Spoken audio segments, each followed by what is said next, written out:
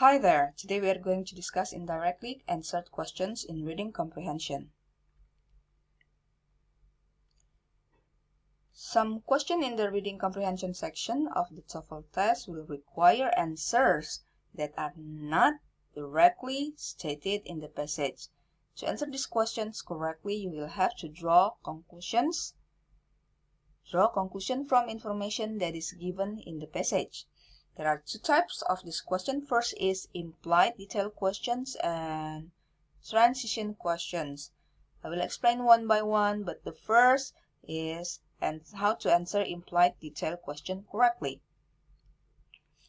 You will sometimes be asked to answer a multiple choice question about a reading passage by drawing a conclusion from a specific detail or details in the passage. Questions of this type contain the words implied, inferred, likely, or probably to let you know that the answer to the question is not directly stated. In this type of question, it is important to understand that you do not have to answer it directly because it will not be stated directly in the text. So you must be able to draw a conclusion from that information. So how to answer the question? First, you choose a keyword in the question and then scan the passage for the keyword or a related idea. The third is carefully read the sentence that contains the keyword. And the last is look for an answer that could be true according to the sentence. I give you an example. So here's a text. Sorry. Here's a text with two paragraphs, and here's the question.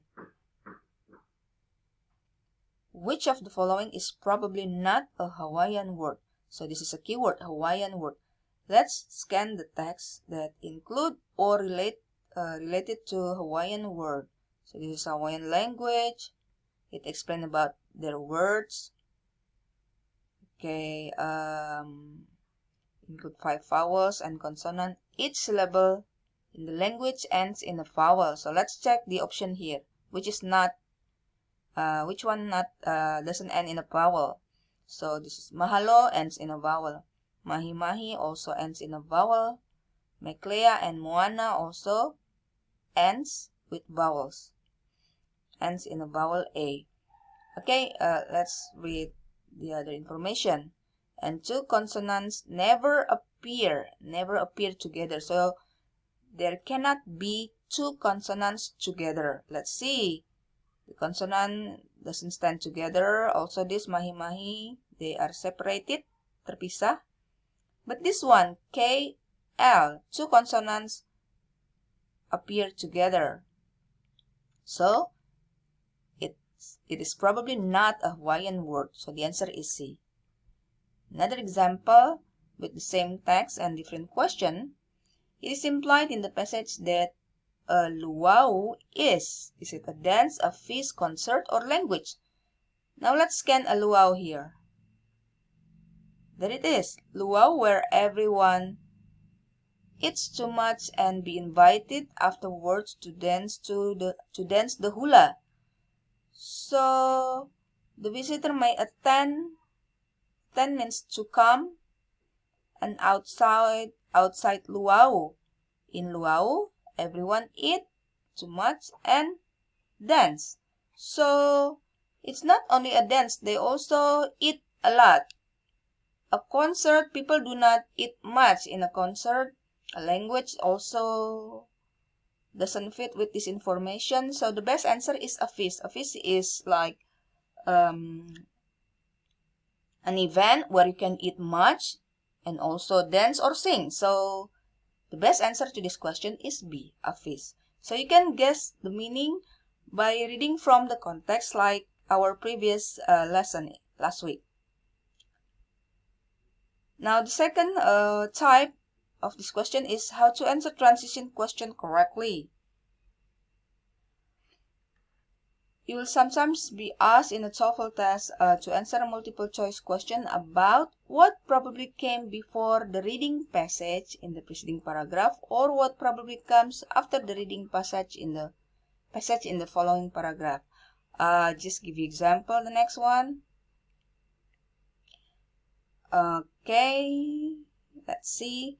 So let's just imagine that in TOEFL reading section, the creator of the TOEFL test took the text from a real journal or articles, and then they use some of the paragraphs in the real text into the TOEFL test. For example, the real text or article, there are 4 paragraphs, but they only use the second or the third paragraph in TOEFL test. So the first paragraph will be missing, but in the TOEFL test, it will be asked, you will be asked, Anda akan ditanya tentang what is the paragraph preceding. It means you will be asked about the topic of the paragraph that is not included in the text. And if the last paragraph is also missing like this, you will also be asked about paragraph following. It means that you have to guess the topic of the last paragraph. So if the question is paragraph preceding, you have to guess what is the first paragraph before this one, the previous paragraph before the first in the text. And if the question is paragraph following, it means you have to guess the topic of the paragraph after the last one in the text. Okay, I just give you example here. So there are 2 paragraphs here about Davy Jones.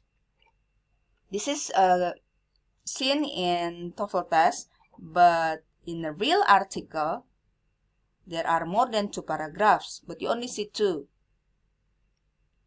So here's the question. The paragraph preceding this passage most probably discusses. So if the question is like this, paragraph preceding this passage, preceding means at the beginning before the first one here. So you have to guess. What is the topic of the previous paragraph? And you don't see any paragraph here, but you can guess from the first sentence of the paragraph here. Okay? If the question is preceding this passage, you just read the first line of the paragraph. Here, another myth. It means that in the previous paragraph here, the text explained about the first mythos, or traditional story, the first myth, and then the next paragraph, it talks about another or one more myth, satu mitos lagi. So it means that the preceding paragraph discusses a different myth. Okay, so in here, A is the youth of Davy Jones. No, it's not about the life of the youth of Davy Jones. It's just another myth of the oceans, not only Davy Jones. In B, Davy Jones' career as a sailor. Nope. In D, preparing to travel on the ocean. Of course, it is not related. So it must be C, a different traditional story from the C, because it says about another myth here.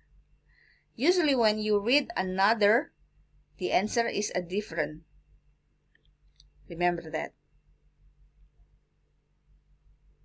So the answer is C. The next question. The topic of the paragraph following the passage most likely is following mean here. You have to guess the topic of the paragraph here. So to answer this paragraph following the passage, you just read the last sentence.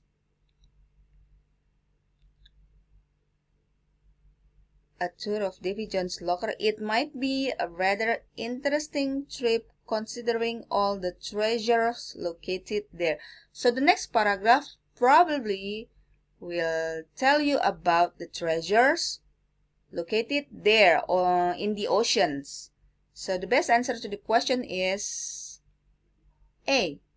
Treasures mean valuable items located at the bottom of the ocean. So that's the answer. So if you are still confused or have some questions, let's discuss it in our and then we practice the test. Thank you very much. Goodbye.